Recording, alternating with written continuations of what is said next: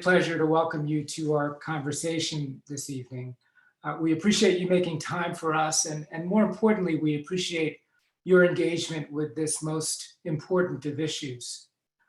I'd like to encourage you to think about this conversation as occurring in a space that is bounded by the kind of technical urgency expressed in the comments from Dr. Holdren that we were displaying, and infused with the complex of fear and anger and hope and genius that would define living in a science fiction novel that we're co-authoring together, as Kim Stanley Robinson has suggested we are. We're honored in this context to share with you a set of remarkable people who are in different ways on the front lines of efforts to confront the climate crisis. Taken together, they encompass three of the most important vectors along which climate solutions will need to proceed: science, economics, and politics.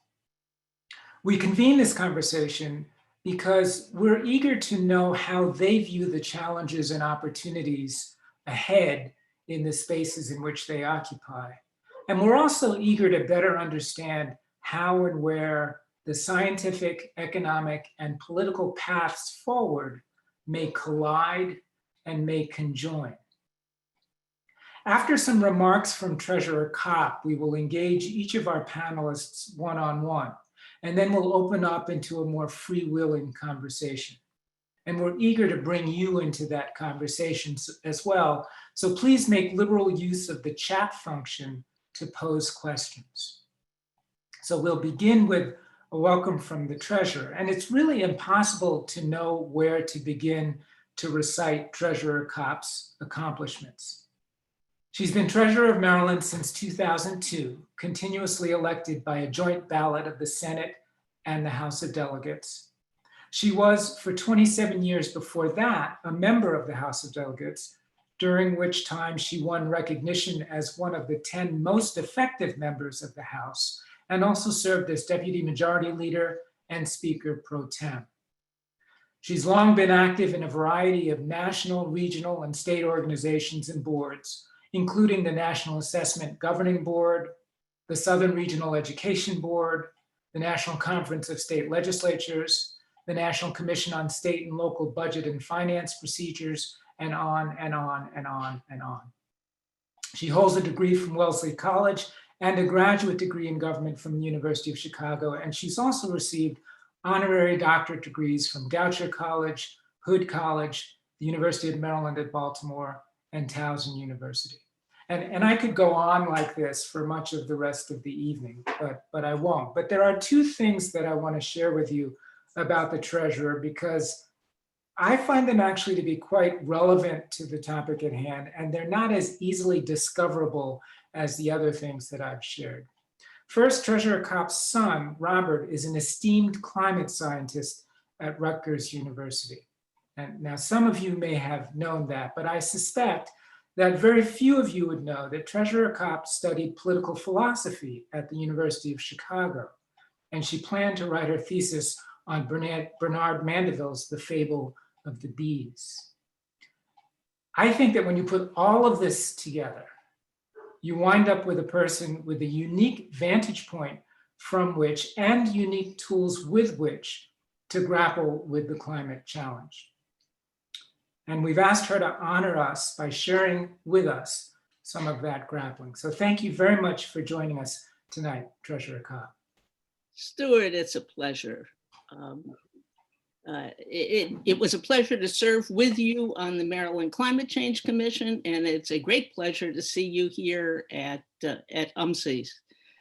I must say, yes, those two parts of the introduction at the end are parts that I don't know that I've ever heard before. Very few people have ever heard of the Fable of the Bees. And the fact of the matter is that, I'll let you in, I'll let you know, I was a student and got a master's degree at the University of Chicago, got married and moved to Washington, and did not have the self-discipline to finish that dissertation on Bernard Mandeville and the fable of the bees. But the subtitle of the Mandeville work was Private Vice, Public Benefit. And some could argue it laid the foundation for the thinking that went into our Constitution. Think about that. And about Bobby, I'll get back to him. I want to welcome everybody. I can't think of a more important topic for us to be discussing, or for a more appropriate place for us to be discussing it. The issue of climate change, of course, overwhelms everything and is integrated into everything we do. It is, what we have to do is realize that it is and act on that realization. I come from a strange perspective because the treasurer of Maryland has many jobs. One is investment. I chair the state investment portfolio, and I chair the state pension board. And in both cases, we are looking for long-term investments which will be able to allow us to pay our benefits to our state employees and teachers on time and in full. We can't do that without looking at the impact of what used to be called externalities, but now we understand perfectly well our internal impacts on our costs. Climate change is impacting all aspects of the economy, and if we don't realize it, and if we don't integrate it into our thinking in terms of investment and building and infrastructure, we won't succeed. We won't be able to accomplish what we must accomplish. So from the perspective of investment, I've been very active for the last decade, working with a number of national groups, including CERES, C-E-R-E-S, trying to work with the federal regulators and international regulators too, who guide how investments are made in the public sector. And I think we've made a significant impact. 10 years ago, 2010, we finally got the SEC to say that corporations in their annual statements have to mention climate change and the impact of climate change and the actions on climate change if they are material. It's taken them 10 years to help define what materiality is. But just this week, the new leader of the SEC indicated that the SEC would be revisiting this issue and looking at it more seriously. This is a great step forward. And similarly, the other regulators and drivers of our economy are incorporating now a recognition that these long-term factors are not so far away. After all, the term isn't as long as we used to think it was, and it is appropriate for a fiduciary to ask questions about climate change impact, climate change readiness, and resilience when making investments of the people's funds. The state treasurer happens to have the Office of State Insurance in our office. And I can tell you that the insurance industry obviously necessarily was one of the first to look at the impact of climate change. And we are seeing in the state, as we go out to market to purchase insurance for our state buildings, including parts of the university, we are finding rates higher and higher, questions being asked more and more. Similarly, we went out to the market, the bond market. We sold bonds at a very good rate yesterday. We maintained our AAA bond rating. And one of the reasons when the raters talk to us, they want to know whether we're aware of and what we are doing about climate change. It's on their agenda also. So both from the perspective of issuing debt to build the schools and other buildings of the state, and investing the money of the state and insuring the properties of the state. And the state, after all, is all of us. climate change has become a much clearer, more articulated issue. And finally, for some reason, the state legislature keeps putting the treasurer on a number of different boards and commissions, the Commission on Climate Change being the most outstanding one. And so Kim, I'm sure will talk about it. She's our leader, but just to say that just this week and last, the Climate Change Commission and the governor's administration through his greenhouse gas plan have come out with their new plans, not drafts, final. The legislature is taking it up. The legislature is looking very seriously at it. So this confluence of economy and politics based on the science as we understand it, and as you all help us understand it, is making a greater impact on our public actions. I hope it will make enough impact soon enough. I was asked to mention what it was like to be the mother of a climate scientist. I think that was the question. I must admit, I haven't been asked that question before, Peter. It was probably your idea. First of all, obviously, I'm very proud of the work that my son is doing, albeit at Rutgers and not in our state. But I am very impressed both by him and by his colleagues, and I'm sure his colleagues are very much like your colleagues. A generation that is aware and that understands itself, even though he is in academia and the leader of a center at Rutgers, he knows that it's the public and the community and all of us coming together who are going to have to be working in tandem and in understanding and hopefully, if not in unity, at least in greater cooperation and coordination and understanding. There can be differences of opinion, but there can't be for or against climate change. Climate change doesn't care whether you're for it or against it. The question is what we are going to do. So I must say that knowing my son, I won't say I learned everything from him. I think it was a mutual exchange in response to your questions, a mutual exchange of information and understanding.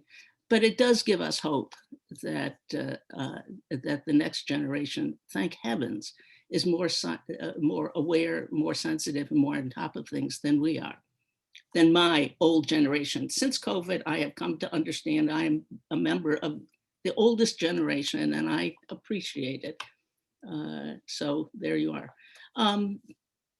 Just to say, it's great to be here. I think the panel is terrific. There are people who, as you pointed out, are just at the nexus of all these forces, and I hope will lead to a great discussion. So thank you all, Peter, Stuart, everyone, for inviting me to join you. Well, thank you, Treasurer Kopp, and thank you, more importantly, for your leadership, your many years of leadership in the state, and your many years of leadership on this issue.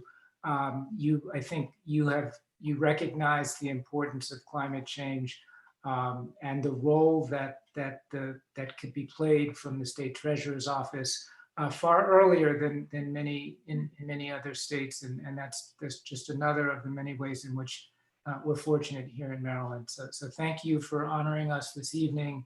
Thank you for your work, and thank you. I can't help but to also thank you for bringing your son into the world, because he's one of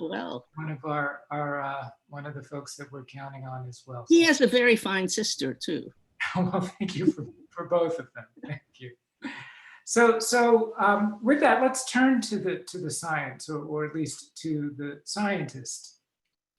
Peter Goodwin is professor and president of the University of Maryland Center for Environmental Science, and he also serves as vice chancellor for environmental sustainability for the University System of Maryland.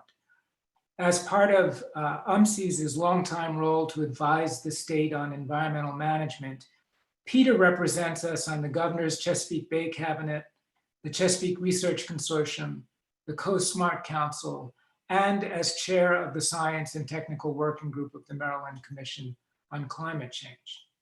Peter is an internationally recognized expert in ecosystem restoration, eco-hydraulics, and the enhancement of river, wetland, and estuarine systems. He served as president of the International Association of Hydro-Environment Engineering and Research, was the founding director of the Center for Eco-Hydraulics Research at the University of Idaho, and also served as the lead scientist for the Delta Science Program in California. We have been fortunate to have him at the leadership of UNSI since September of 2017. Thank you, Peter, for being with us this evening.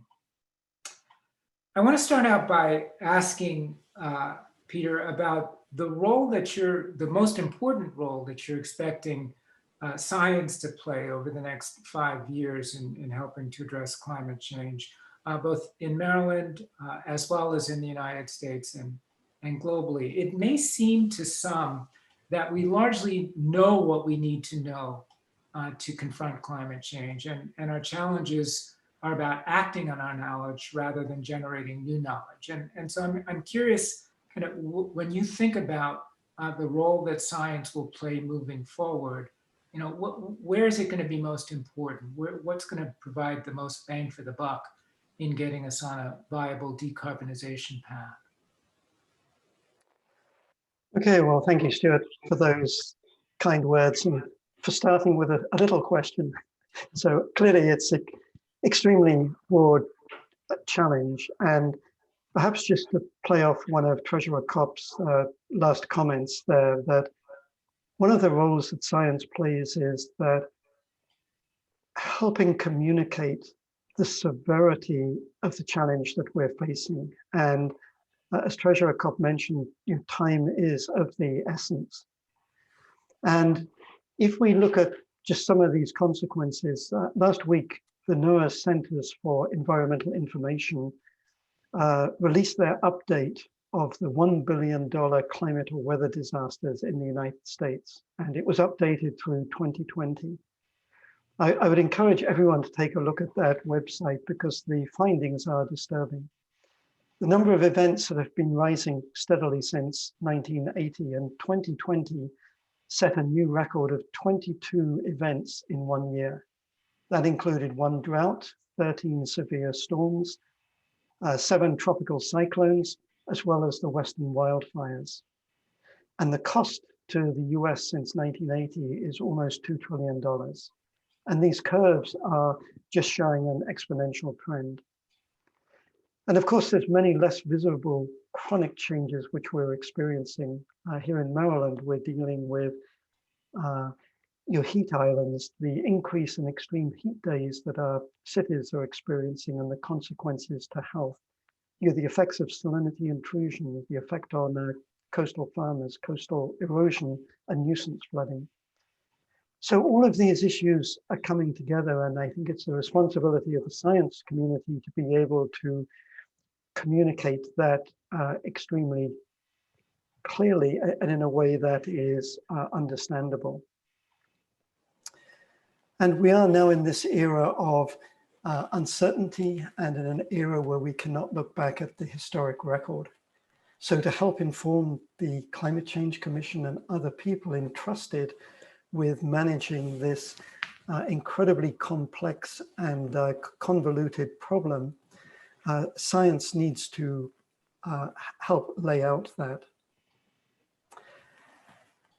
So what I would also say, perhaps in addition to just the importance of understanding where we're going, whether we take action or not, we can lump that into 3 main buckets, which is really the structure around the Climate Change Commission. There's the mitigation side, how do we reduce emissions and reduce the rate of current global warming? There's the adaptation and resilience. How do we thrive under these new environmental conditions and do that in a way that's sensitive both to the environment, but also perhaps to some of the underserved communities that climate change is really impacting. And then of course, communication, making sure communities understand, making sure the policymakers and managers understand what these alternative futures might look like. And as a final comment, Stuart, you may have some follow-up to that. I think the real challenge that we face, there's a large number of innovations occurring both in this state, across the US and around the world.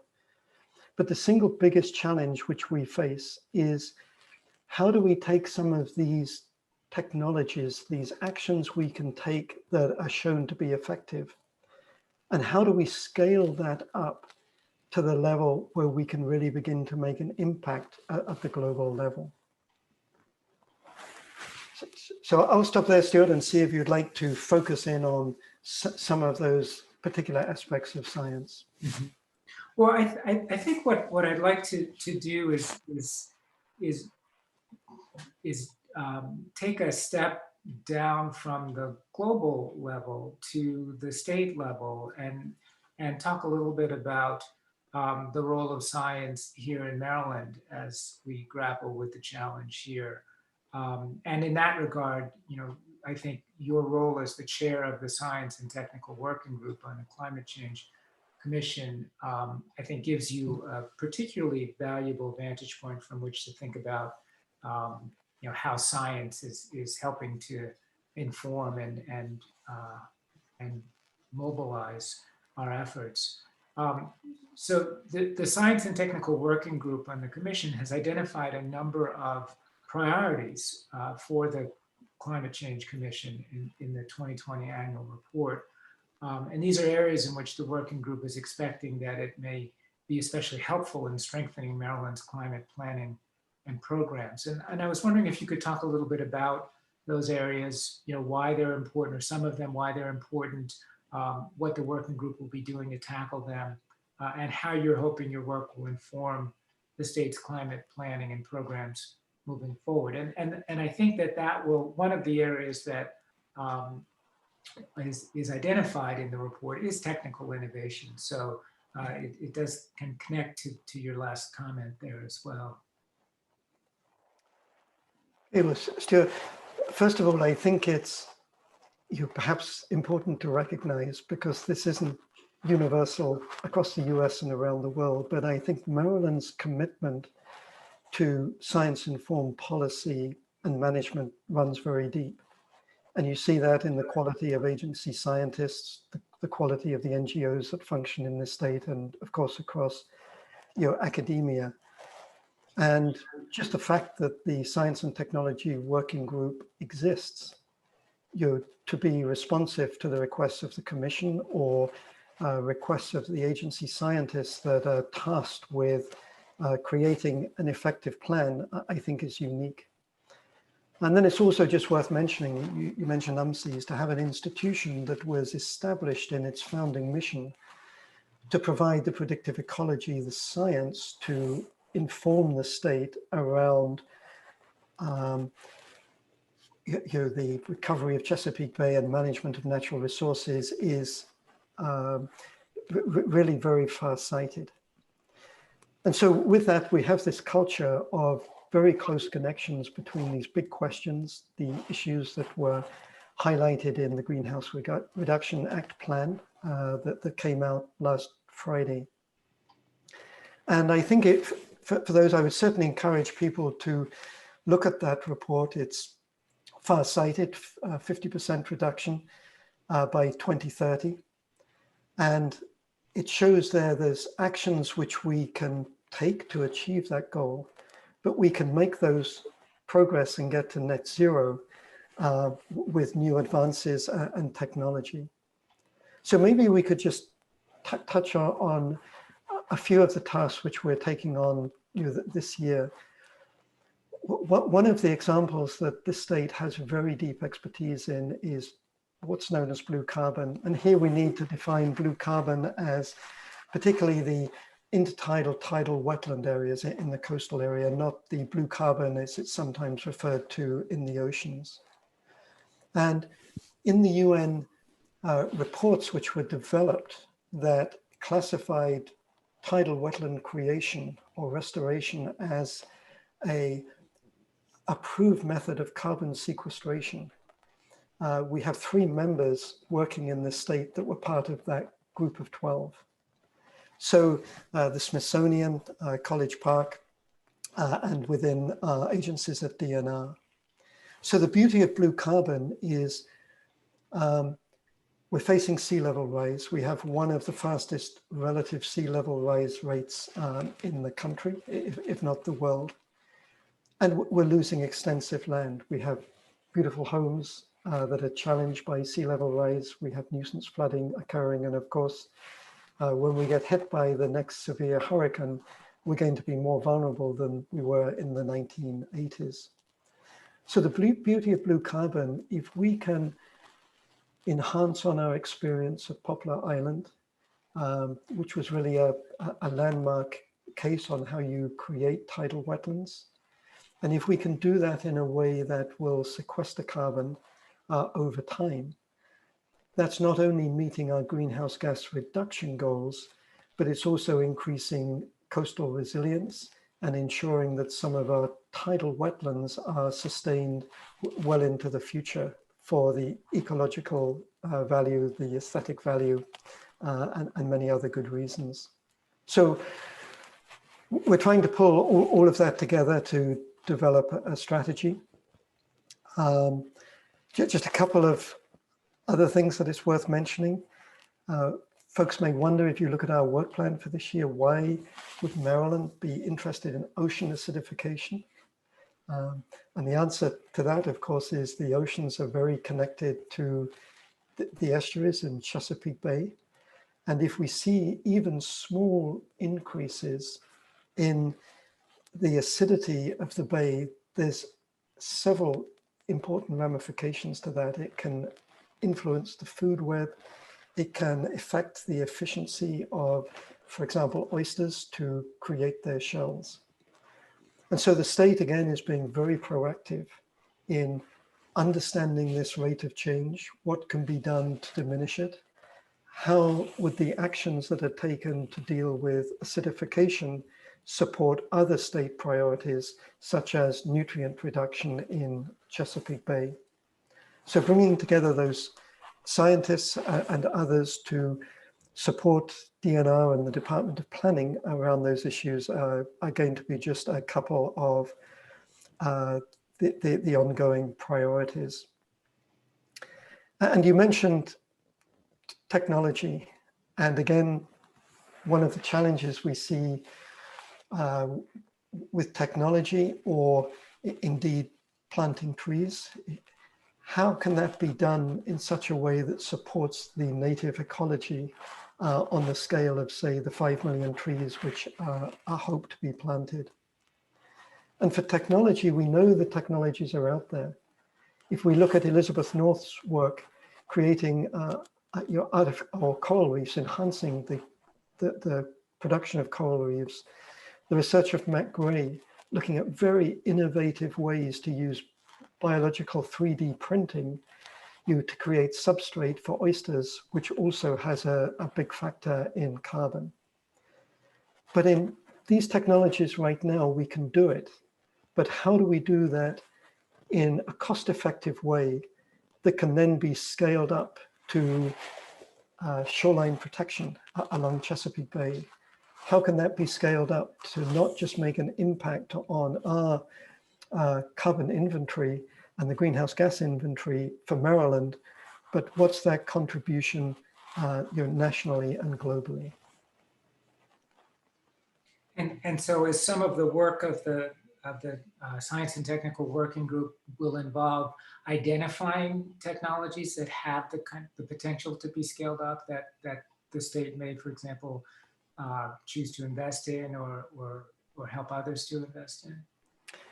Yeah, that's, you're absolutely right, Stuart. And Kim Coble, who is, I think, up next, may wish to add to that. But the Commission specifically asked us, we can't have all of the knowledge of technologies in a group of 14 scientists, but we are going to be tracking through colleagues and networks that the state of Maryland's partnering with and our science community to try and identify these emerging technologies. And on the other side of it, there's an emphasis around entrepreneurship at UMCs and other institutions across Maryland in looking to see what sort of technologies could be the basis for startup companies. So we're encouraging students, we're trying to invite the expertise into Maryland, to our business incubators, to really pursue some of these ideas, with the idea that these could then be scaled up to be significant. That's wonderful. That's wonderful. So Peter, I want to ask you a slightly different question, not specifically about less about the impact of scientists on climate change and more about the impact of climate change on scientists. I think that to many non-scientists, it may seem as if the pressure of the rhetoric and the actions of the Trump administration may have helped to push some scientists into a slightly more activist mode than they have been previously. And I think especially to people who would argue that they'd point perhaps to the March for Science in 2017 as an example of that, where we saw scientists that seemed prepared to leverage their social capital to help make a political point. And I'm curious about your view as to whether the crises that we face, and climate is certainly prominent, but there's also rampant disinformation. There's the public health crisis that we're currently confronting, exacerbated by disinformation. To what extent is that the environment in which we're operating in that regard prompting any reflection and possibly reshaping of norms informing how scientists engage in the civic sphere? I mean, scientists are our early warning system, and many have been going off for a while on this issue, particularly on the climate crisis. And as things get demonstrably worse and the urgency grows, can we expect to see the behavior of scientists change in the civic space? Stuart, that really is a great question. And you could actually ask the question to, when did climate change, with all the scientific evidence, become such a political football? And of course, there are analogies there with tobacco science. So I think there's a couple of things that we saw that led to the March for Science.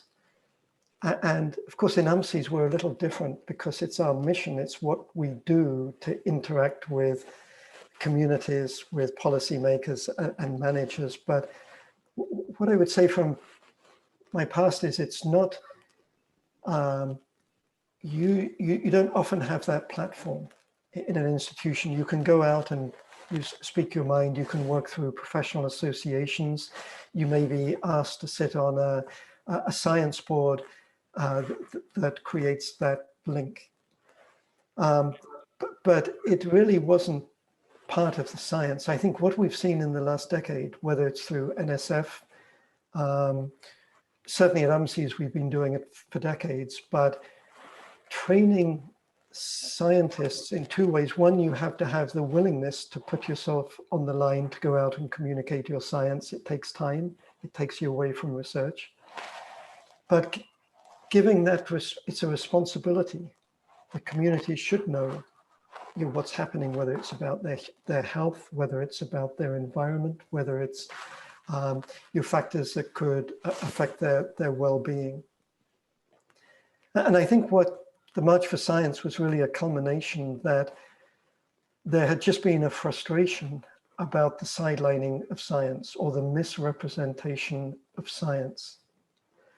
And in particular, if we look at the federal agencies who have to function purely as scientists, seeing the sidelining of world-class scientists who've really devoted themselves to public service when they could have got much higher salaries in the private sector, or they could have been in academia. They chose to be in that agency so they could bring the best science to inform decisions. And seeing those highly respected folks sidelined really energized, if you like, the rank and file of scientists.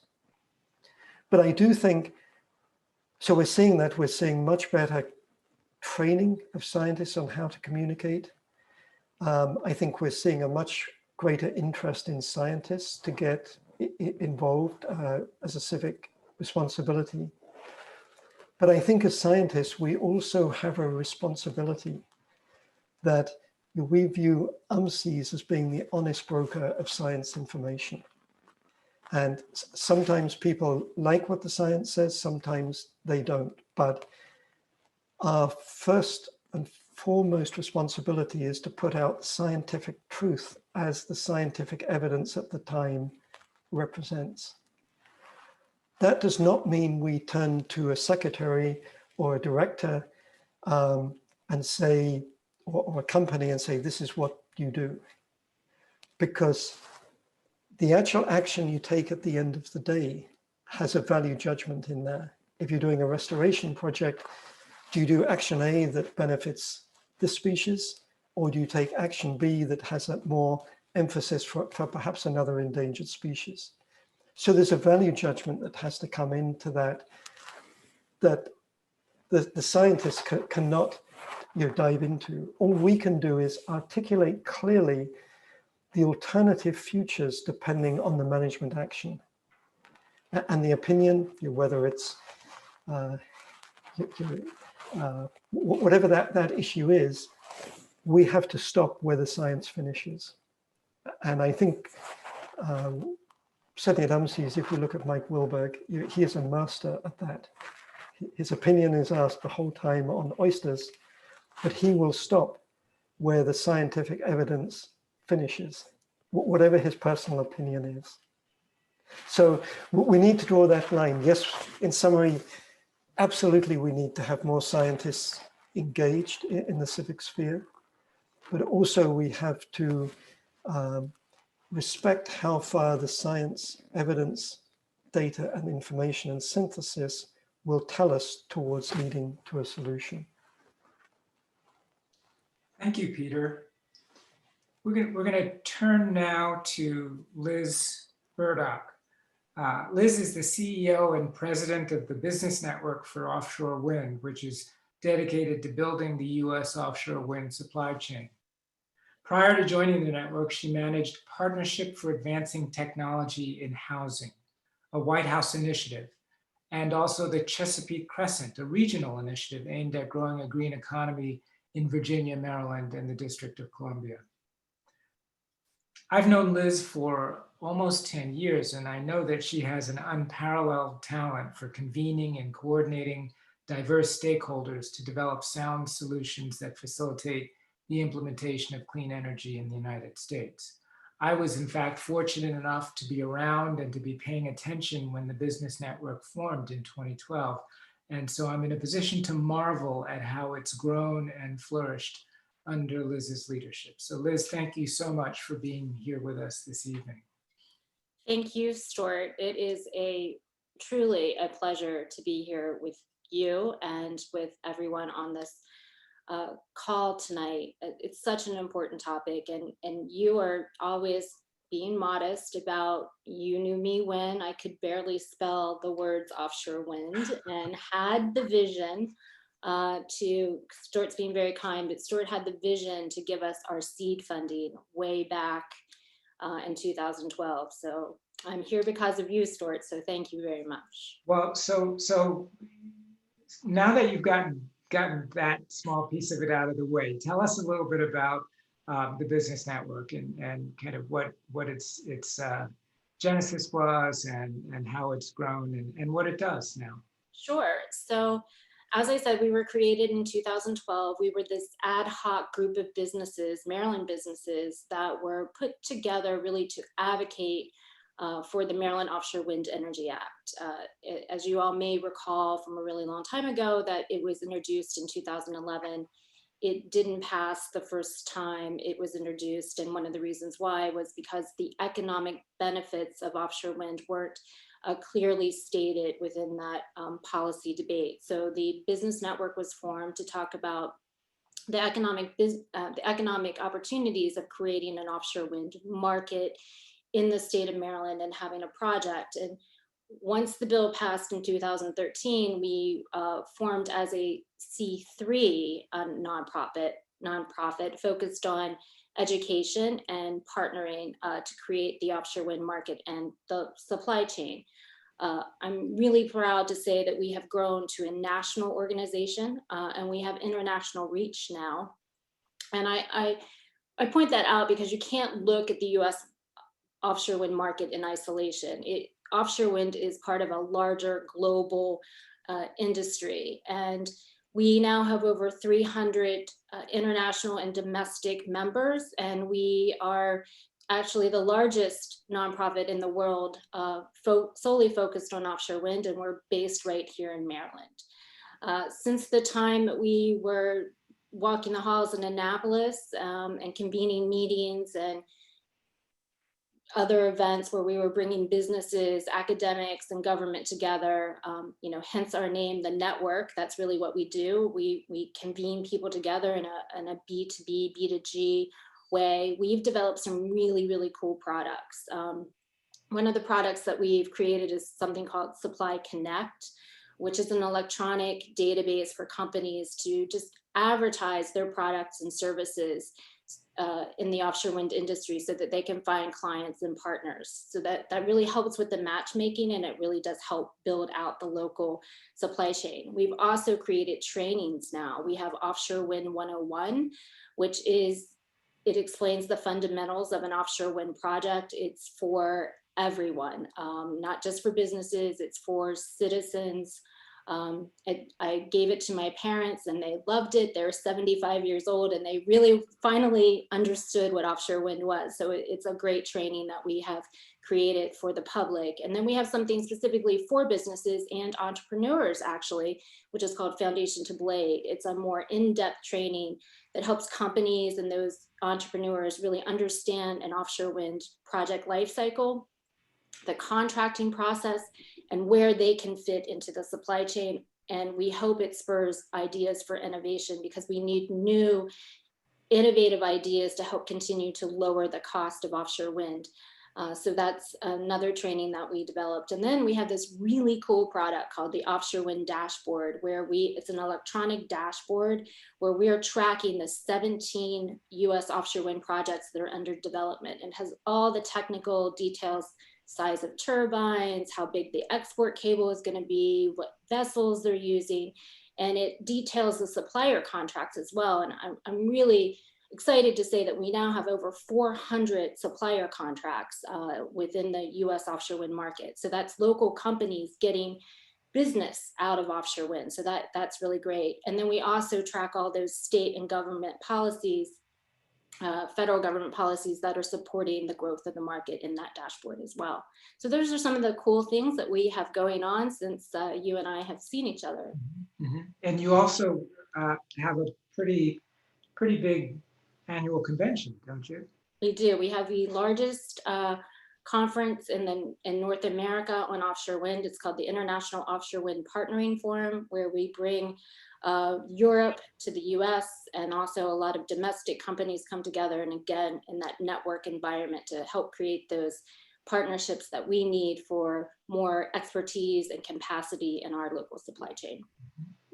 So can you talk a little bit about the role that offshore wind needs to play in a successful effort to confront the climate crisis? Well, I don't just say this because I manage the business network for offshore wind, but offshore wind's vital to us achieving our federal, state, and even our corporate clean energy goals that many of those corporations have put out there. We've been tracking the 100% clean energy legislation. We now have 7 governors and DC's mayor that has signed 100% clean energy legislation or have agreed to move to carbon neutral by 2050. And the term that really struck me as I was hearing both Dr. Goodwin and Treasurer Kopp speak was time is of the essence. And offshore wind is that clean, utility scale clean energy technology that can help us meet those critical climate change goals that we have, because it's the workhorse of clean energy. It scales up quickly, and we can get large amounts of clean electricity into the grid very, very fast. So that's the vital role that offshore wind can play. But what we know is we now have states that have committed to procuring 30 gigawatts of offshore wind, but that 30 gigawatts is going to fall very short of those states meeting their 100% clean energy. So they're in the process of road mapping to 100%, and we expect when those state roadmaps come out that there's going to be a doubling or even tripling of their current commitment. So I really think that we're underestimating the size of the offshore wind market in the United States, and we could be into the triple digits easily by the time in the next 4 years. Mm-hmm. Now there's I remember quite clearly when we began these conversations years ago that many environmentalists who were excited about the potential that offshore wind held were also cautious about the prospect for environmental damage associated with offshore wind. Talk a little bit about how that issue has sort of evolved over time and how well we're managing it at this point. Well, we, and I say we as the industry, are committed to responsible offshore wind development, working with scientists, working with the fishing community in order to make sure that we are doing all the environmental impacts studies that are required in order to make sure that the development is done in a very environmentally responsible way. We have one of, I believe Helen Bailey is on this call right now. I know US Wind works with Dr. Bailey on some interesting technologies as it relates to whales and making sure that we're mitigating any marine impacts that might occur during the development of offshore wind. Has the Biden administration provided indications that they recognize and are prepared to support the role that offshore wind needs to play for the country? Yes, of course they have, and I'll get into that in a second. But I think what was really astonishing was before President Biden took office, Congress last year extended the 30% investment tax credit for offshore wind projects through construction in 2025. It was a deal that really exceeded industry expectations. And I think it illustrates the growing awareness that Capitol Hill actually has of the economic and environmental benefits of offshore wind. And then, of course, on January 20th, when President Biden took office, I think it was 7 days later, he issued an executive order doubling federal offshore wind development, which really means that he wants to advance or really expedite the leasing program within the federal government, within the Department of Interior, where he's looking at taking it from 21 gigawatts to 42 gigawatts by 2030. But I really think that's a conservative estimate. I think we, again, based on the roadmaps and the commitments from the states to 100%, I think we'll see more leasing from the federal government. In the congressional bill as well, there was also more money appropriated to BOEM. BOEM is the Bureau of Ocean Energy Management. They manage the siting and permitting process and they gave them an extra $5.1 million for additional staff, because we have a backlog of projects that need to be approved by BOEM in order for us to start construction on projects and put steel in the water. So I think in the first 100 days, you'll probably see the first commercial scale offshore wind project approved for construction. One of the focus of the business network is significantly on the supply chain, on developing and strengthening the supply chain. And as a consequence, It's the number of jobs that will be generated by this industry that's a key metric, I think, for you and certainly for many others. How well are we doing? How well are we positioned to be able to really achieve the economic benefits that the industry that the industry has the potential to deliver? Are there things that are we doing everything that we need to be doing to establish the foundations for that? We need to make up for lost time. Frankly, as a country and as a state, we're far behind. I mentioned when we first started our discussion that you can't look at the US in isolation. So globally, there are 8,300 megawatts of offshore wind operating. In the United States, we have 42 megawatts. That's it. We have 30 gigawatts in the pipeline, and the world has 234 gigawatts. So as you can see, we have some catching up to do as a country. Then in Maryland specifically, we have a commitment to procure 1,200 megawatts, and Virginia has a commitment to procure 5,200 megawatts. So we need to be doing more. We as a country need to be doing more. We as a state need to be doing more. I truly believe this is not the first time people have heard me say that Maryland needs to have a larger procurement goal. We need to have more additional wind energy areas, request the federal government to go beyond the fishing lanes and site more wind energy areas. Floating technology is emerging on the global market. It's being commercialized in Europe and in Asia, so we can go deeper and into deeper waters. If you talked about jobs and the number of jobs, the Global World Organization estimates that if the world installs, which it will, when it gets to the 51 gigawatt marker, that the industry as a whole globally will be employing more than 900,000 people. So right now, Europe is struggling for workers. There's a worker shortage, there's supply chain challenges. So there's a huge opportunity for us in the United States to fill some voids with local companies, and then also with people, with workers. There is a true talent pipeline shortage. So I really think that those are some of the things that we need to look at. Obviously, we need to reduce the permitting timeframe that exists right now. It currently takes 8 years to permit an offshore wind project in the United States. I mean, that's a really long time, especially when you compare it to Europe, which is 5 years.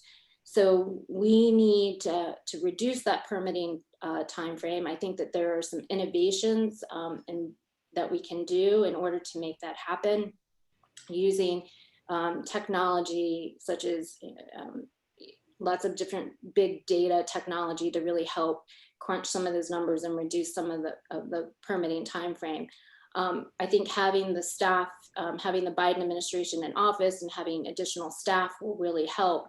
But I also want to point out that we need everybody on this call to also be involved. It isn't just the administration, it isn't the industry as a whole, it's everyone who is committed to climate change solutions and are advocates of offshore wind need to make their voice heard, because as we go through this permitting process, the Bureau of Ocean and Energy Management will reach out to local stakeholders, and it can, depending on what they hear back, can delay the project. So we need as many people as possible advocating for the development of offshore wind. And with respect to the supply chain and the potential for generating jobs, is the training infrastructure in place, or is that also an element of this that needs to be developed? It is an element that needs to be developed, and many states are looking at specific technical trainings that need to be developed. A lot of the states, including the state of Maryland, have looked at the health and safety training that's required to go offshore. They've made investments in the health and safety training, but now we need to focus our attention on the technical manufacturing skill building training that we're going to need. And are there any suggestions or proposals about how to best do that?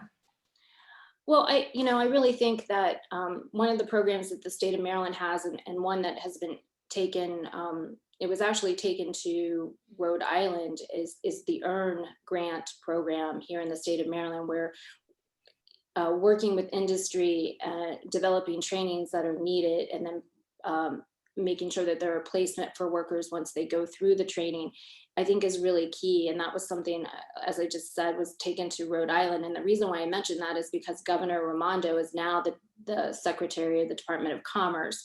So I expect that we will see some type of program like that at the federal level during the next year or 2 years come out from the Biden administration. Well, again, Liz, as I said, I was fortunate to be paying attention when your work started, and I couldn't be more blown away by how much you've been able to accomplish, and how dramatically what at that time was, you mentioned that we were able to provide some of the seed funding. And I don't know that I shared with you at that point that was in spite of a little bit of skepticism on the part of some of our board about the likelihood of being able to get to the point that we're at now. So congratulations about that. That's really wonderful. Well, thank you. And thank you for all of your support. Of course. We're going to turn to Kim Coble, who is really something of a legend in Maryland's environmental advocacy community, having served as the Maryland Executive Director as well as the Vice President for Environmental Protection and Restoration at the Chesapeake Bay Foundation for almost 15 years. She's also selected as one of Maryland's top 100 women in 2015. She served as the valedictorian of her Leadership Maryland class, and has been appointed as an admiral of the Chesapeake Bay. Since September of 2019, Kim has served as Executive Director of the Maryland League of Conservation Voters, which, as I'm sure you know, is the environmental watchdog in Annapolis, helping our state legislators understand and engage the environmental challenges and opportunities that are most vital for our state's future. So Kim, welcome, and thank you for being here with us this evening. Thank you, Stuart. It's nice to be here. I want you to start, everybody really ought to know what LCV is and what LCV does, but just on the off chance that there may be some folks who don't, can you tell us a little bit about the role that LCV plays within the broader environmental advocacy ecosystem within the state, and then also the role that climate change fits in LCV's work? Yeah, thank you. It's really a pleasure to be here, and I'd like to start by applauding you and everyone at UMCS for, frankly, the vision of this discussion, having the nexus of the science, the politics, and the economy as we look at climate is just exactly where we need to be. So as one would, I'm not surprised that UMC is leading this kind of conversation, so thank you. Maryland League of Conservation Voters, maybe our tagline that you might have heard is that we're the political voice for the environment. We are basically have tools available to us that other environmental advocacy groups don't have. We do the typical lobbying, we do education, we try to make sure people are aware of issues. We work with scientists to make sure that information is accurate. We do what you might think is the traditional environmental advocacy role. However, additionally, we play politics, and we have a C4, which is a tax category that allows us to get involved in elections. We endorse candidates. We score them. So we have an accountability arm where we not only say, here's the bills that we want you to approve or disapprove, but we're going to watch how you vote, and we're going to let your constituents and all Marylanders know how you're voting. That accountability tool is a very important one that we have. And lastly, we also have a political action committee. So we will fund candidates that are strong environmental advocates. So the combination of not only the traditional advocacy role of an organization, but also the political tools we have is a very unique role for us. And as you mentioned, I took over as executive director about 1.5 years ago. And when I took the job, I thought, if there was ever a time to work at the nexus of environment and politics, it is now. And that excitement has continued through today, frankly. And one of the things that we did right away was to launch a very deep, thoughtful strategic planning process. So we, in December, approved a 3-year strategic plan for the organization that will focus on 2 main areas. One is climate change, and the other is racial and environmental justice. And they are interwoven. We don't believe we can really address one without addressing the other. And so the organization is very committed to working in those 2 areas to use Maryland's leadership as one of the fundamental tools in advancing both of those issues. So when you reference Maryland's leadership, I think it is the case that Maryland has a legitimate claim to some leadership to state leadership within the nation on climate change and taking climate change seriously and really establishing a robust policy portfolio for addressing climate change and beginning to decarbonize the state's economy. At the same time, many, if not most, climate advocates insist that it can and should be doing even more. And I'm curious as to your view of what are the most important political obstacles to Maryland being able to move further and faster to decarbonize our economy? It's a good, important question. Maryland does have a lot to be proud of. There's no doubt about it, and in the climate arena, and especially. And Treasurer Kopp mentioned that I co-chair the Commission on Climate Change, and I'm very proud of the work that commission has done in releasing our annual report. We recently released the greenhouse gas reduction plan, the final. And the difference between the draft plan that was released about 14 months ago and the final is significant. And the state is taking steps forward. And just for fun, I looked back between starting around 2008, so maybe say the last 15 years or so, the Maryland General Assembly has passed almost 30 different bills dealing with climate. And there's some very significant bills in that list. And this year, there's, I think, about 30 bills introduced this year in the Maryland General Assembly dealing with climate. So the Maryland General Assembly is stepping up and doing more. And so we can be proud of that. I'm also here to tell you, however, that what we're doing is pretty mainstream. It is, I don't know that Maryland can consider itself a leader in fighting climate change. The goals that we're debating, either between the Greenhouse Gas Reduction Plan or the Climate Solutions Now Act that's in the General Assembly, those goals have been adopted by other states. They've been adopted by other countries.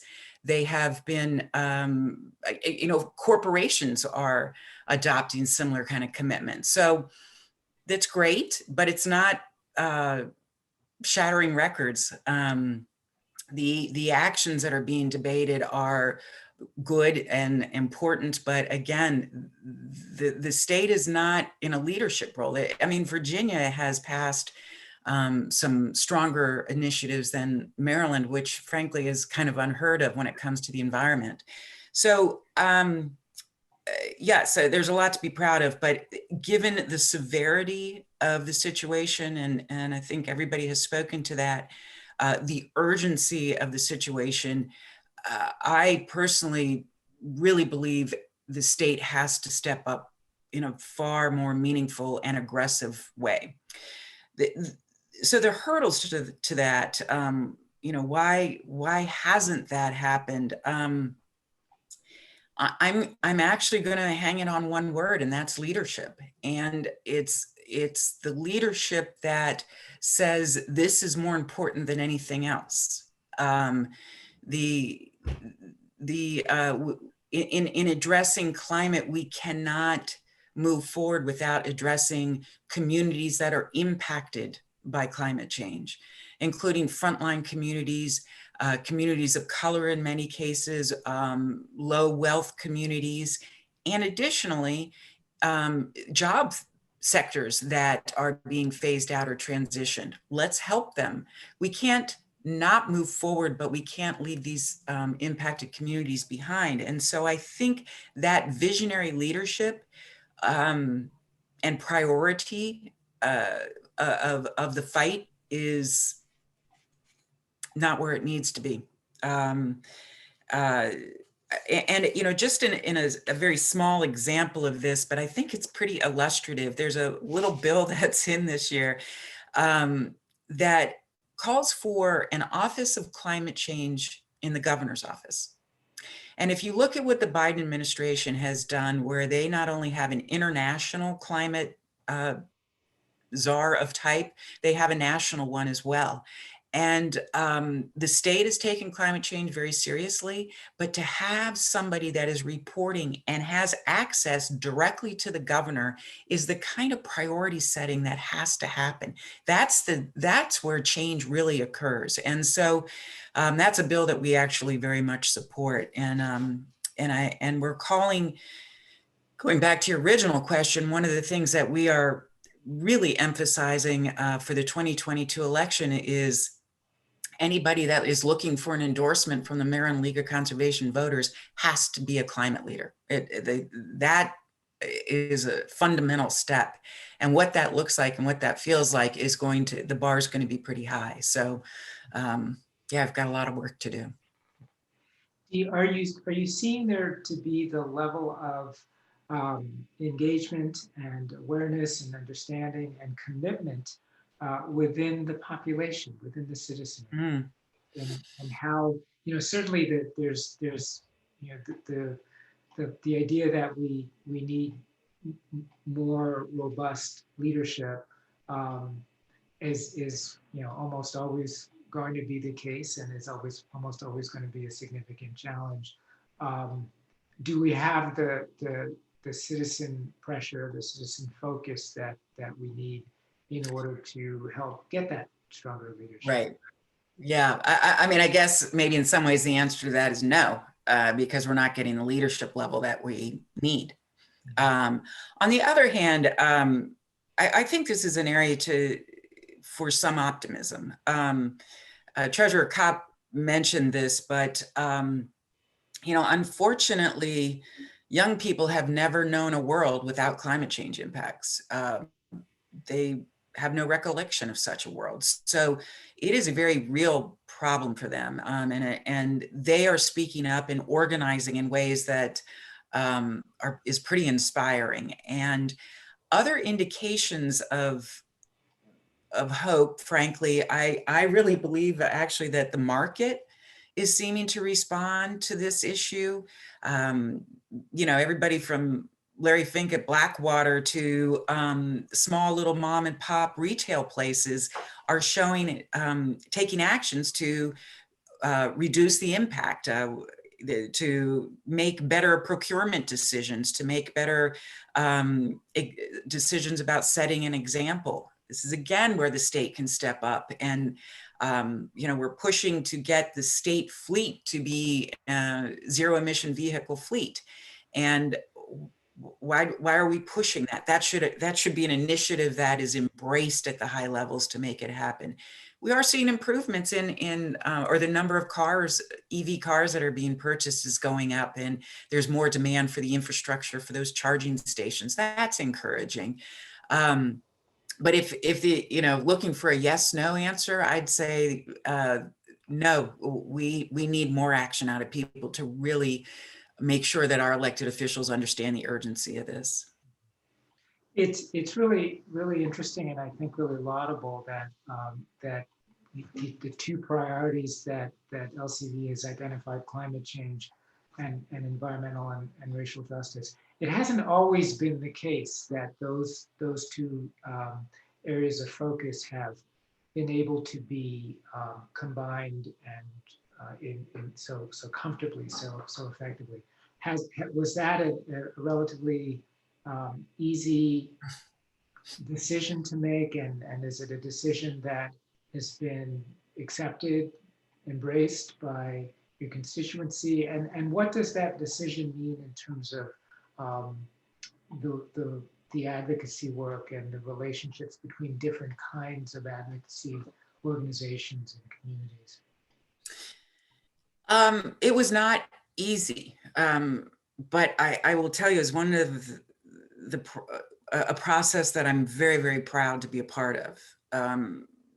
We had our board committee, including external folks that we brought in and had long deliberations. We had surveys and questionnaires and talked to a lot of members, and there was a lot of input. And the debate wasn't, should these two be combined, but what does it mean to combine them meaningfully? What does it mean to drive, can we advocate for climate change policies and stay relatively silent on environmental impact? And as we grappled with that question, the answer just became more and more clear that the answer was no.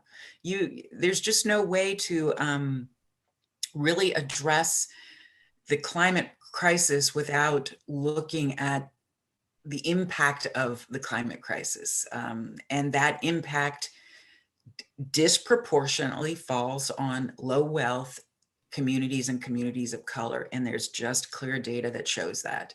So the solutions have to address that. Our work has changed, and what it includes now is far more outreach to those communities, those impacted communities. We are working with them, we are listening to them, but we are not speaking for them. We are trying to provide opportunities for them to speak for themselves. For that, we might be able to open doors for them, but we want their voices to be telling the stories of these impacts, and they're pretty powerful stories. So it's a very exciting place to be, and I also believe that it really is where the messages resonate with many elected officials and citizens as well. So it feels like it's the right place to be as well. I was going to ask whether the linkage winds up sort of powering you more effectively in the work that you do in the legislature. Very much so. I appreciate that question. And I also want to bring in another angle on this, and Treasurer Kopp mentioned this as well. One of the things that the state, the country, we all have to do a better job at is when we look at basically the cost benefit of an initiative. Liz mentioned job creation and offshore wind, or how much something costs. And we can no longer look at just dollars. There are, and Peter spoke to this too, there are costs that are different than $1, but ultimately result in $1. So the loss of land, the loss of and frankly, livelihoods that are associated with that land, the agricultural abilities, or the decline in real estate value because of flooding, or the health impacts, the increasing risk from hurricanes, the insurance rates that go up. All of that needs to be incorporated into these decisions. Around electricity use, around building codes, around transportation projects. So that process, again, requires some leadership on our state's part. And I think that's where we start to really bring these two issues together in a very authentic and meaningful way. You've in talking about the way in which Maryland maybe isn't as much of a leader as it sometimes thinks it is, or certainly needs to be. As part of a national network of environmental state-based organizations, I would imagine that provides you with an opportunity to really see the best work and where the best practices are, the best policies are, and those may well be the practices and policies that we need to be emulating. Are there a few things that you can think of in that regard, if you sort of range across the country, that you would lift up as especially powerful climate interventions that we should be considering here in Maryland? Yeah, and just so everybody knows, there's a National League of Conservation Voters. It's a very reputable, powerful environmental group at the national level. There are also 30 state League of Conservation Voters. And so we are the Maryland State League. We are independent, but we work very closely together. It's kind of the best of all worlds, frankly. So we do share a lot of information. And in the case of climate, I think there's many examples of state initiatives that are going much further than we're going. You know, even in Seattle and in some of the cities in California, they're really pushing the envelope on getting gas and fossil fuel out of buildings, making sure that when a building is built or heavily retrofitted, that it uses electricity and not fossil fuel for heating and cooling. So they're making a lot of headway in that. There are 10, or I guess Liz said 7, I thought it was 10 states that had passed 100% clean electricity standards. And frankly, Governor Hogan has endorsed 100% electricity. We need the legislature to codify that. And I heard a wonderful statistic that about 100 million people across the country now live in some kind of city, county, state that has promised 100% clean electricity. So this is, again, where Maryland is kind of midstream. I think that the high watermark has been New York. They passed a piece of legislation, the New York Climate Leadership and Community Protection Act in 2019, I believe it was. And that bill, very comprehensive, really pushed the envelope in a lot of areas and built infrastructure to, policy infrastructure to advance it. Maybe coming kind of full circle here, as I mentioned when I started, the state recently put out a greenhouse gas reduction plan, the final, which again, I applaud and I'm very proud of. It's 279 pages long with lots of material in it. And I find that the 3 most important words in that plan, however, are when fully implemented. So it proposes all these policies and all these things. And when that's fully implemented, then this will happen. That's where the leadership comes in. Who's responsible? Who is going to own the space of making sure it is fully implemented? Right now, I'm going to say that chair is empty. So we all have a lot of work to do to fill it. Well, we are fortunate that your chair is not empty. Because I know how much work you're doing to help make sure that we get where we need to be. I think it's time for us to sort of open this up a little bit. We've got some number of questions in the chat, and I'd like to encourage people to to add more questions. We've got Dave Namazi, who has stepped in and I think is going to help kind of parse and pose some questions from the chat. Great. Thank you, Stuart. And thanks to all the panelists. That was really informative. And maybe this first question, I'd like to initially direct it to Treasurer Kopp, but all the other panelists may want to join in after her remarks to maybe capture other points. So this is a basic question that if markets partially got us into this for a variety of reasons in a variety of ways, and we start implementing and bringing in new technologies, which are still largely going to be market driven, how can we turn that really into more of the solution of bringing in these new technologies? And how are we going to build the support network for those who could least afford the potential additional short-term costs that may come with these new technologies and solutions? Oh, that's a little question, isn't it? First of all, I mean, I think the markets are a tool. The markets are one of the ways that we set prices, that we get things done in our society. I don't think you can say the market itself is responsible for much of anything. I will say that the growth of our great universities, which we are counting on to do the great science and to potentially perhaps be the new land grant forces, which include both research, reaching out and actually working with the economy and having the economy, the members of the economy, agriculture or otherwise, working back a unified structure.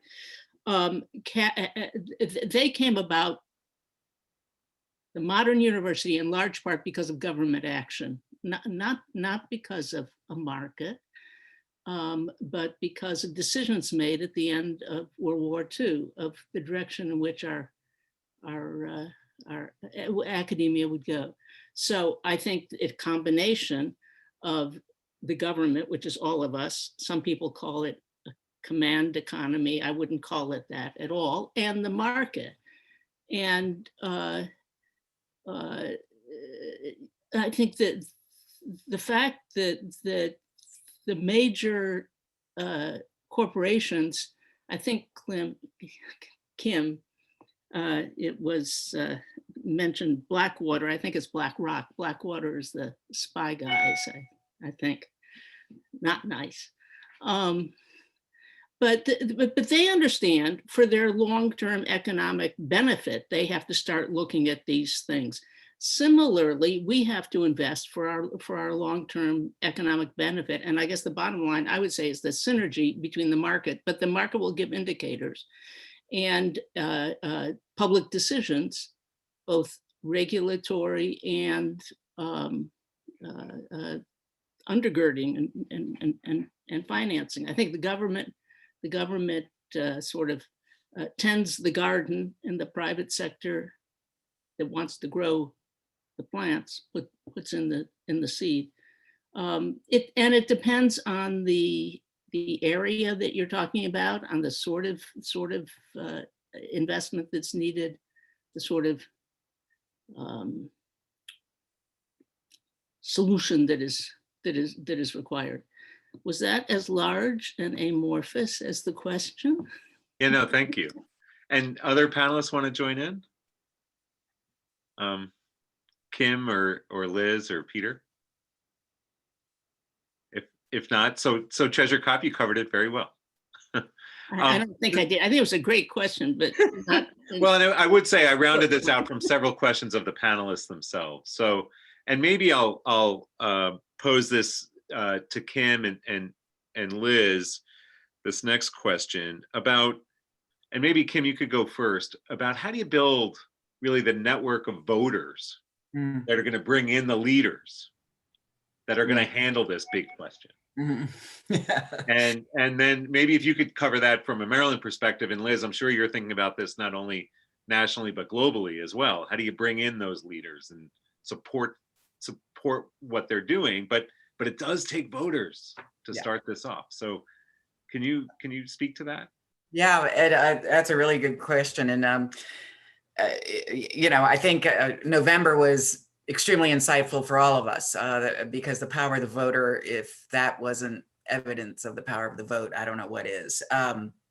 But we as an organization, and there's a number of partner groups that we work with in this field, literally are out trying to educate and get individuals signed up as voters right now. This is something that we do all the time. We believe that the power of the vote is unlike anything else. So it is a lot of shoe leather, frankly. It is a lot of just getting out and talking to people. There's good data around where, voting rates in different districts and different communities. And so we try to go into areas that are not high voting turnout, try to get more people there. We are integrating a bilingual aspect to this work now, where we're Spanish speaking people, or we're hiring Spanish people to go to Latino communities and get them registered to vote. And so it's a matter of making it easy. And I think as Marylanders, we can feel proud about our voting processes. I think we did a good job there. We can tighten up some things, but educating them, making it easily accessible to sign up, to vote. And then, once they are registered, that's step one, because the next thing we're trying to do is educate them enough to learn about the candidates. And, I'm a very young old timer, but the environment was never even considered. It was number 8 or 9 or 10 on a list of issues that would influence a voter. That has changed. The fact that the climate was part of even the presidential debate, and it is driving a lot of these candidate conversations. And so we need to make sure that once you're registered, that you're an informed voter and you're voting with this in mind as a tier 1, tier 2 issue. And that, again, is just a lot of hard work. So, yeah. Thank you. Liz, do you want to add? Sure, I do. I obviously come at it from a different angle, and that's really that, climate change mitigation or climate change technologies, or those technologies that help us reduce climate change and mitigate climate change are actually business. It's business. I mean, it is economic development. It really is. And I think part of our job is to shine the light on what that black box of what I call the supply chain, whether it's in solar or onshore wind or offshore wind, but it's really making people understand that these aren't fringe jobs. These are your welders, your scaffolding company, your forklift driver, at the logistics company, the engineering companies. I mean, when you look at the Chesapeake Bay, and how in the environmental restoration, that's a lot of money that environmental engineering companies make from the Bay, that they don't, that's big business. So it's really making them understand that you're talking about, when you vote against climate change and you vote against these policies, you're actually voting against yourself, and you're voting against your own economics. So I think that that's really important. And it even goes down into the caterers and the restaurant folks that, who are in the hotels and everybody else, all that tertiary suppliers that come into supporting this industry, a green industry. So I think that that's really important. Is really to make those connections. Could I just say, as the active politician, former politician, all politics is local. I think you're both right. Kim is absolutely right. You've got to bring it home to people what their stake is. When you feel you have an interest in something and you can impact something, that's when you come out and try to make a difference. So it's it's just politics, I think. Thank you. Can I jump in here for a second, David? Because I'm, one of the things I was thinking as Kim and Liz were talking was the shift from thinking about climate change as this, as addressing climate change as requiring compromise and requiring, costs and compromise. So that's for a long time, that's really been the frame that people have been approaching it. It is also, of course, the case that we are in a relatively short period of time building a new energy infrastructure for the country, which is could be thought of as an enormously ambitious and exciting project. And some people do think of it as an enormously ambitious and exciting project, but other people don't. It is. And so the kind of energy and sort of really national commitment that we've seen in the past around things like going to the moon or building a transcontinental highway system.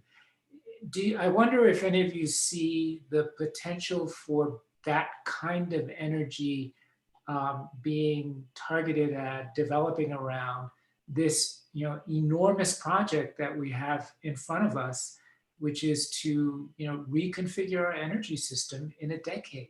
I mean, and we think of ourselves as the kind of people that step up to challenges like that. And I'm just curious whether you see and feel potential for that to be the way in which this gets approached. I absolutely do. I mean, when you look at the Biden administration and the fact that every single agency has climate change as one of the areas that they must focus on. It's not just limited to EPA or DOE anymore. It's across every single agency. And I think that leadership that Kim talked about that we don't have in Maryland right now, but we do have at the federal level, does feel like we're coming together for this. I predates me, but I think it was like a moonshot type of thing that happened in the 60s or something. So, I mean, it does feel like that around climate. And Kim, I'll defer to you, but yes, I get that sense. And I get that we have this wonderful opportunity that we've got 2, maybe 4 years to really make a difference. And the clock is ticking and we have to get it done right now. Kim? Yeah. I could not agree more strongly. And I think that there's, as I said, I think all you have to do is look at the youth movement around this issue. And it's a whole different conversation for them. So yeah, I think you've hit the nail on the head, Stuart. We're going to put you on the panel next time. And also, it might just be worth emphasizing this generation that's coming through. I think what we see in the universities is the awareness of the incoming undergraduates, the dedication of the graduate students, whatever they're studying. And that's really a tribute, I think, to the K through 12 science teachers. And if we look at things like recycling or drains to bay that were, say, done by scout groups everywhere, that helps really change when there are those dialogues going on in the homes. Well, and Peter, I'm going to direct this next question first to you that I picked up here. And can you just talk about the importance of Maryland's leadership in this effort? And I mean scientific leadership, progress in implementation of programs, et cetera. So not just political leadership, but innovative leadership. Its importance in the context of the fact of Maryland being a relatively small state in the context of the world. So why here, why now?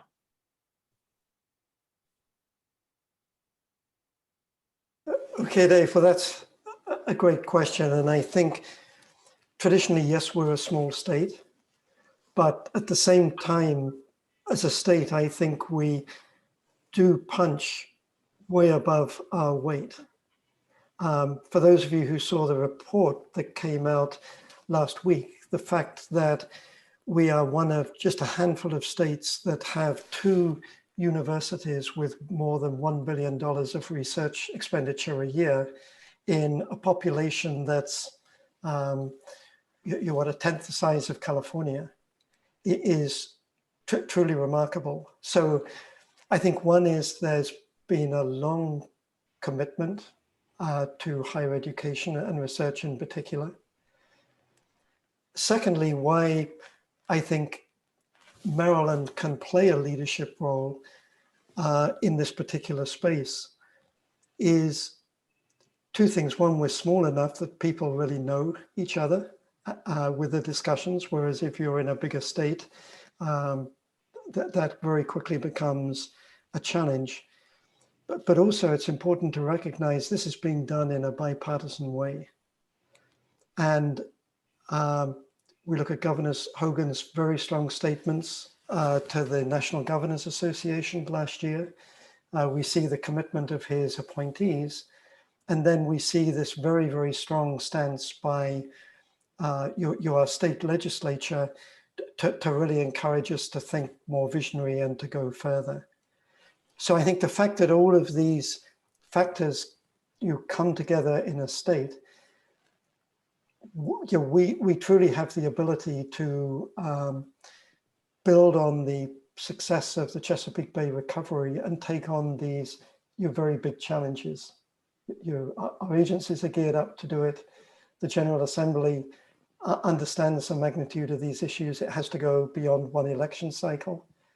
And I think that's all of these factors combined in the state to enable us to have a significant impact.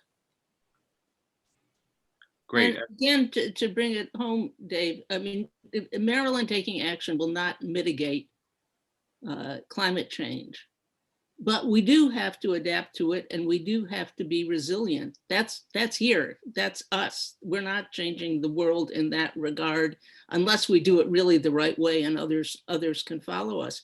So again, just bringing it home, all politics and everything else is local. We have to solve our problems if we are going to continue to have be able to live the decent life that we want our children and grandchildren to live. So this isn't a question of a lot of people out there wanting to change the world in Maryland. We're talking about fixing our own, addressing and fixing our own problems. Great. I think that's my opinion. Sorry. Great. Well, thanks. So I want to maybe change a little bit, and I may get this question, I may not get it perfectly well because I'm not an economist, but there's a question about how cooperatives of communities may take a very different approach than the traditional corporate approach to change. And if this is going to require some market changes, how can we, maybe not we the panelists, but we as a society value cooperatives toward change through communities versus a traditional sort of mega corporate type method? Liz, do you want to start on that? Sure. I mean, when I think about cooperatives, I think about the really great work that's being done in California, more around community aggregators and things like that. They really, led the market out there on renewable energy. So, I mean, I think that they play an extremely important role because it is what it goes back to what Treasurer. It goes back to the fact that things are local, and these are local people coming together to have a voice and to have purchasing power. So I think that that's a really important role that they play. Another way of coming at that, Dave, that may also be kind of implicated in the question is that it is around how how thorough a transformation of our energy system we will see as a result of efforts to address climate change. That, you know, there was a time when there was significant attention paid to the fact that renewable energy and transitioning to renewable energy created opportunities for a dramatically more decentralized energy grid, and that connected that to questions of sort of corporate power and community power and that sort of thing. So there may also, as part of that question, that part of that question may also sort of allude to that as well.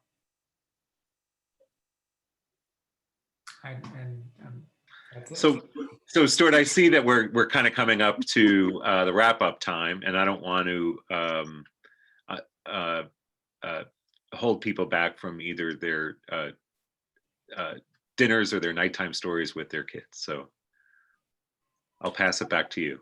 Well, I appreciate that, and thank you for so elegantly parsing and posing the questions from the chat. Thanks, and thank everybody for sharing the questions. And obviously we didn't get to a good number of them, but we are going to capture them and share them with the panelists, and to the extent that we can get some responses, we will find a way of posting them back out to you as well.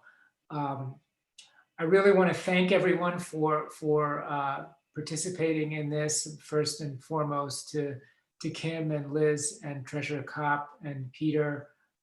We really appreciate your bringing the time and energy and wisdom and for this. I think it's the kind of conversation that we need to have and keep having, and probably need to sort of sharpen as we move forward.